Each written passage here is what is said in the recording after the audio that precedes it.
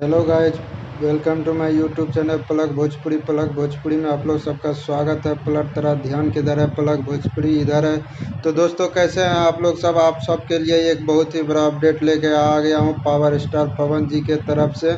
और power star पवन जी के जो फैन है उसके लिए सबसे बड़ा अपडेट है और बहुत ही बड़ा अपडेट है। क्या अपडेट है हम आपको बताएंगे, इसी वीडियो में लास्ट तक बने रहें।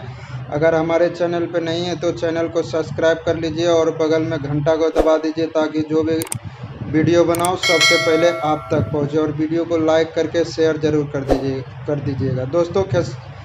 पवन सिंह जी के तरफ से बहुत ही बड़ा अपडेट आया है। पवन सिंह जी ने अपने फेसबुक आईडी से एक पोस्ट किया है जिस गाने को लेकर, जिस गाने का बोल है आरा के हवेली।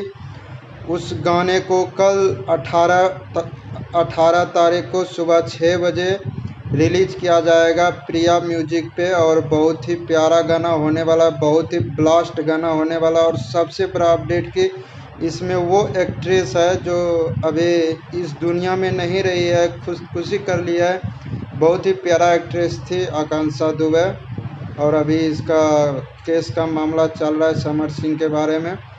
तो आप लोग सबको बता दूं कि इस गाने को पवन सिंह ने गाया और अनुपमा यादव जी ने गाया। और इस गाने को 18 अप्रैल को सुबह 6 बजे रिलीज किया जाएगा प्रिया भोजपुरी म्यूजिक चैनल से।